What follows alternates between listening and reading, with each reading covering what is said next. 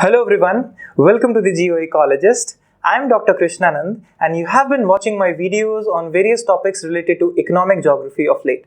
So in this session, we are going to talk about the world economic development and its measures and problems. When we say world economic development, first of all, we'll be talking about the differences between economic growth and economic development, and then we'll also be understanding about the various methods to understand the economic development in the world, various measures, that is indices, and also their problems. But before we go ahead, don't forget to subscribe to our channel and do share the videos with others as well.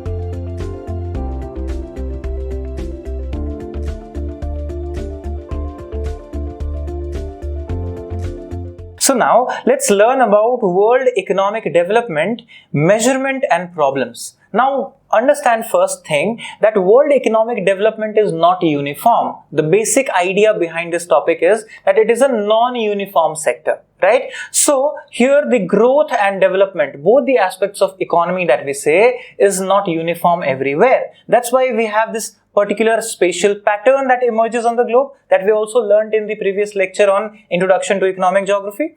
So UN has grouped these world countries into various groups of economic levels, that is least developed countries to the developed countries, right? And you can see these green colors are the patches of the developed countries across the world, and red ones are the poor countries or the highly underdeveloped countries. The rest of them is under developing or under state of transition from developing to developed. That is the stages, right? So what are the factors behind it? How can we measure economic development? And what is the difference between the economic growth and development? These are the things that we need to learn first. So first thing first, let's differentiate between economic growth and economic development first.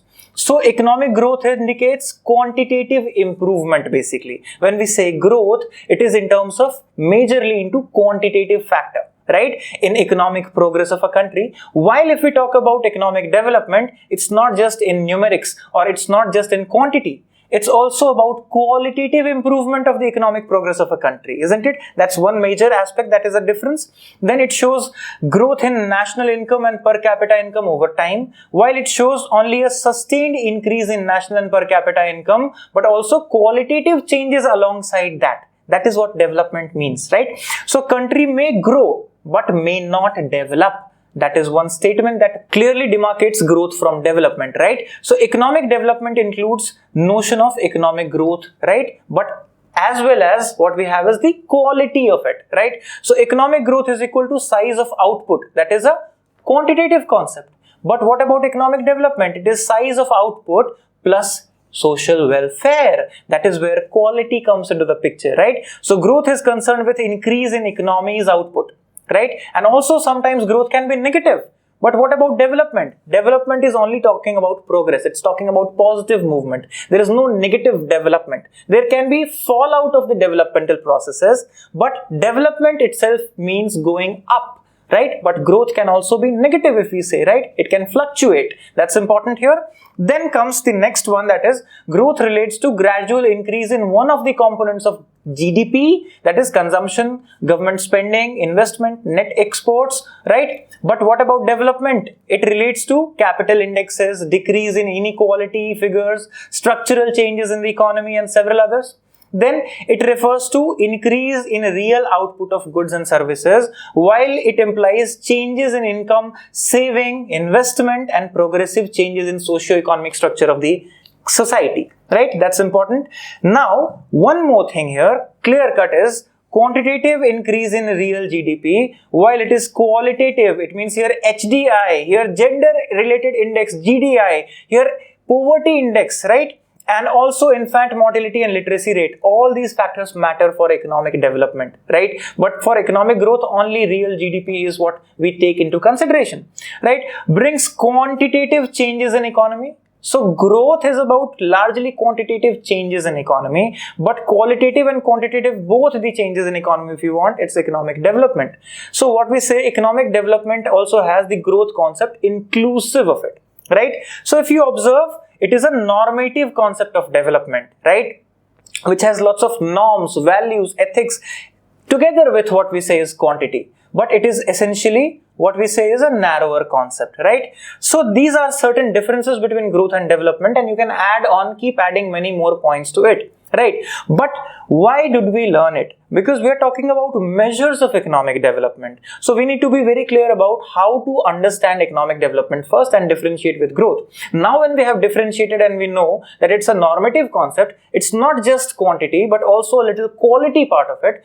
How to measure world economic development? That is the next question. So we need to understand one theory again here. That is, we have already learned in details the Rostow's model. Remember in the previous lectures on model series in laws, if you have not watched, do go there and watch the Rostow's model in details. So remember the Rostow's model of economic development. He was an American economist who talked about the evolutionary changes in economy, right? About the history of changes in economy, and into 5 stages he divided, right from traditional society to preconditions to take off to drive to maturity to mass consumption stage. And the sequence that he gave in terms of economic development of a society, right? But there were several criticisms of Rostow as well in 1960, and levels of disparity, right, in today's world are such that some countries, according to Rostow's model, are still in traditional methods, in traditional ways. Sierra Leone, Sudan, Somalia, several African countries, the red patches that we observed in the map, right? And there are, on the contrary, several countries like Japan and USA which are in stage 5, right? So that is where there is a drastic difference, a disparity across the world map. That's why measures are important. That how do we measure this economic development? What are the parameters? How can we say that one is developed and one is not developed? So what kind of indicators are we taking about it, right? So the reason behind this development disparity in the world can have many factors. It's not just one factor. So you can list a number of factors to identify why is it so? Why is the spatial pattern so? So what are the problems of economic development, or we can say problems in economics of development?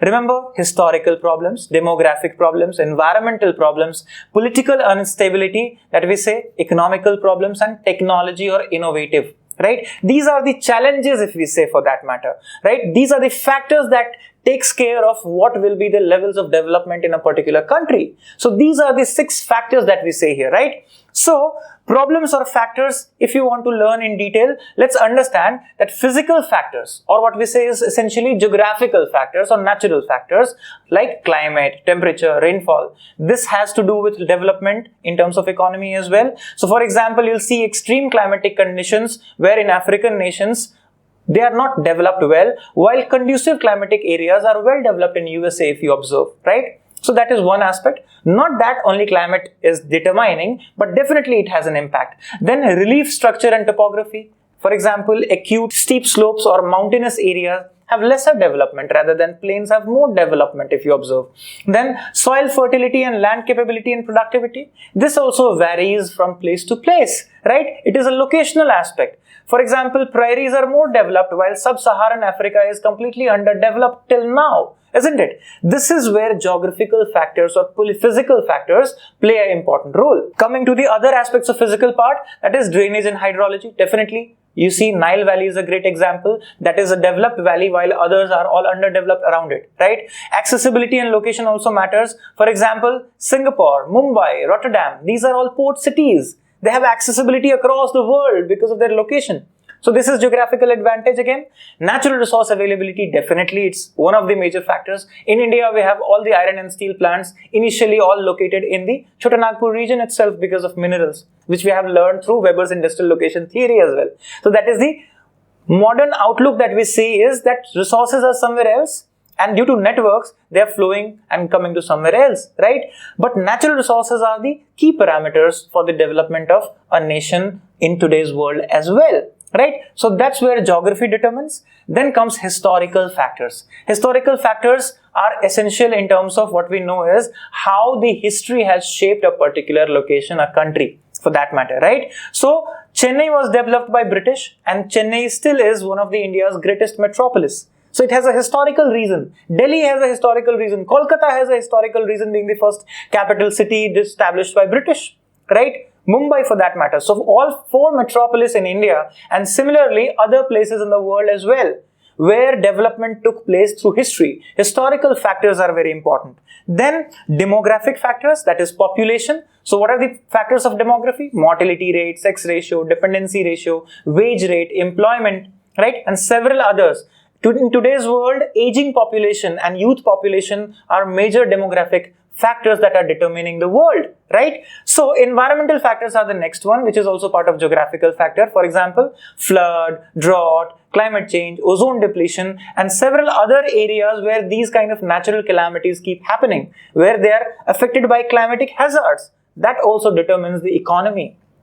Right? So that's important. And finally, we have some technological and dynamic factors as well. So technological factors is also important. For example, Japan, even after having low natural resources, is hugely developed, highly developed because of technology based on human resources. Right? Brazil, though having highly endued with natural resources, it's lacking technology. So that is where the technology also plays an important role in determining what kind of levels of development will be there. Right? And other factors which are also called dynamic factors, which keep fluctuating, changing, creating and recreating spaces around it, like industrialization, urbanization, government policies for that matter, then import, export, role of international institutions. These are several other dynamic factors as well.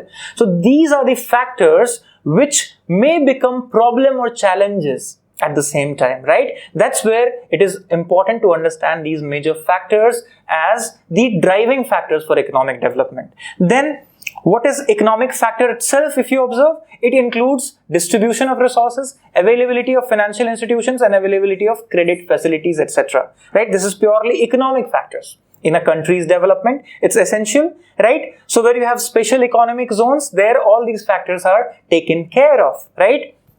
Then we have cultural and religious factors. It includes superstitions, centripetal outlook of societies, inward looking of societies, not going outward, right? Being in themselves, that is also important, right? And several social factors you can list yourself. For example, social taboos, traditions, casteism, regionalism, literacy and education factors, food crisis, food insecurity, poverty and gender bias in the society, right? And also attitude of people. Really that matters, right? For example, we give examples of this particular community in India like Gujaratis, Jains, Sindhis, Marwadis, right? These community are the business communities in India and they are praised for their attitude of business. Many times in common language we say that, these people are the business holders in India. They have this ability of holding a business and improving it and developing it, isn't it? So this is important that people's human resources attitude are also part of very important factor as social factors, right? Then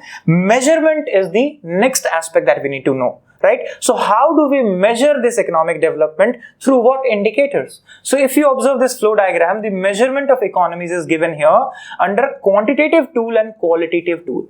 So if you want to learn about the measurement of economic development, it needs both the aspects. Remember, it's a normative concept, it's an integrative concept, economic development. So what are the quantitative tools and what are the qualitative tools? So in quantity, we have GDP, GNP, NNP, right? Gross domestic product, gross national product, net national product. Then we have defense expenditure, innovation and technological advancement. These are in terms of quantity, you can say. In terms of money, you can say that how much is the value, right? And then in quality aspect of development, we have HDI, then we have happiness index, per capita income and expenditure, right? And several others, right? So these are which talks about the quality part of development. So these are several indicators and all these indicators are important to understand for the measurement of economic development. Let's look into few of them. So one is what we say is PPP, that is purchasing power parity. The word itself is parity of purchase, right? It was given by economist Gustav Cassel in 1918. Now this concept is based on the law of one price, right? For example, number of units of a country's currency required to buy the same amount of goods, right? And services in the domestic market as $1 would buy in US. So it is equated in US dollar 1.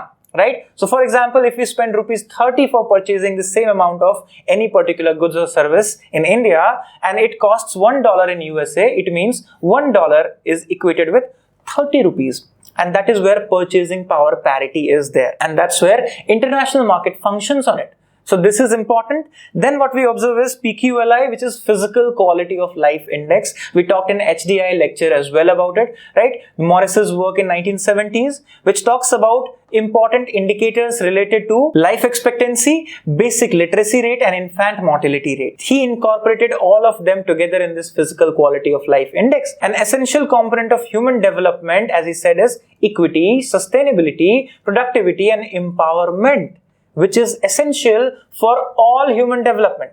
And after this, when PQLI could not satisfy, was not adequately explaining the economic development, then came HDI, which in detail we have learned in the previous lectures as well. So Pakistani economist Mahbubul Haq, under the United Nations Development Program, developed it with M. Desai and A. Sain together, talking about the Human Development Index, right? So this is where we have this Human Development Index coming from Physical Quality of Life Index and further improving it. And then what we have is Gross National Happiness as well, GNH. Now look into this particular phenomena. Happiness, a very qualitative thing, a very normative thing, right? It was this term, gross national happiness, in 1972 coined by Bhutan's then king, Jigme Singye Wangchuk. Right? So GNH is what? It was designed as an attempt to define an indicator of the measures of quality of life. Right? So quality of life is about happiness. So this is what we say is gross national happiness or happiness index. Right? So it is important to understand that this is holistic and psychological in nature.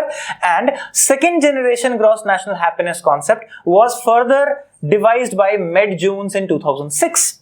Right? So GNH value is proposed to be an index function of total average per capita of these particular measures. So observe these 4 points here. These 4 points are important for GNH calculation. Economic wellness and environmental wellness in that way. Then physical wellness means the mental wellness. Mental well-being is very important here. And then workplace wellness is about social wellness here. And finally the political wellness, that is political stability of the system. Right? These together are the major functions or the variables undertaken to make this gross national happiness. Right? And then what we have is again green gross domestic product, green GDP that we say. Right? So green GDP is an index of economic growth with environmental consequences together put in. Right? So the challenges of sustainable development, what we know today is population, poverty, inequality, shortage of drinking water, food security, consumption of energy, deforestation, and several others, petrol consumption and several fossil fuel burning. Right? So what we see, green GDP does what? It monetizes the loss of biodiversity and accounts for the cost as well caused by climate change. That is where it is important to understand as a measure of economic development as well. And then the most famous, the worldwide expenditure approach is the GDP approach. The US GDP approach that we say is this GDP is equal to C plus G plus I plus NX. What is this? Consumption, government spending, investment and net exports together forms GDP. Right? As the most important indicator or most common indicator or most valued indicator across the globe that we say, right? The GDP is the measurement of economic development. Many times people say this parallelly as well, isn't it? But we have learned several indices that also has a meaning and it can be used as a measure for economic development in sum total of human development. So another one is gender related development index, right? It talks about reducing the gender gap or talking about what is the level of gender gap, that is GDI. So education, health and economic resources, which are the major resources, and how gender plays a role in this is what we talk about in this GDI. Then we have poverty index. And I hope you know about this poverty index because it is important for sustainable development goals as well, right? So poverty index, which is otherwise also called multi-dimensional poverty index, that is MPI. Right? And the factors here are health, standard of living and education as the prime factors. And remember, for this micro level data is collected through surveys, and surveys take data of what? It talks of deprivation of toilet, water, cooking fuel, assets and several other micro level data. Right? And then this is computed. So based on availability of these factors, each person is either poor or non-poor in this particular index, that is MPI. So these are several indices that we say. After this measurements and several indices that we have learned, it's important to know about a little of classification of world economic regions. How these world economic regions have been classified, right? How these particular regional units have been divided. So first is on the basis of nature and homogeneity principle, that is regional economics also talks about it, world economic regions. So one is capitalistic commercial economy, example Belgium, Netherlands, Switzerland, Singapore, right? Then industrial commercial is USA, Japan, UK, Germany, the premier institutions they have and also the premier industries they have, right? Then industrial agrarian economy like South American countries, Australia, New Zealand, Southeast Asian countries, France, and also some Scandinavian countries, which are primarily based on agrarian industry, right? Agriculture based industry. Then agrarian rural economies. Most of African countries, Cambodia, Laos, right? So this is what we learn here, that this is on the basis of certain factors which are homogeneous across the region, right? In terms of actually modes of production or factors of production, right? So that's important. Then based on the levels of economic development, there's also a divide line created like this particular image, if you can observe on this map, right? The rich north and the poor south. This is called north-south divide. It's not exactly a clear-cut north-south divide, but somewhat a north and south divide is evident on the basis of certain factors. For example, north is supposed to be rich on the basis of commercial economies, capitalistic economies, technology-based economies, industrialized, urbanized economies. It controls 90% of the world trade, while south is poor countries, underdeveloped countries. They are raw material producer countries. They are hugely populated countries across the world, right? So poor GDP, per capita income, and low standard of living. This is the another type of classification, can be called as north-south divide of economies, right? So this is all about the world economic development, growth and development, various indicators, various problems, measures, indices, and the classification that we have learned in this. So now, when we have learned about the various aspects of world economic development, the indices of measurement, their shortcomings, and various other topics in today's session, in the sessions to come, we'll be talking more on different other aspects of economic geography as well. So stay tuned, stay safe, keep watching, keep learning, and don't forget to share the videos with others as well.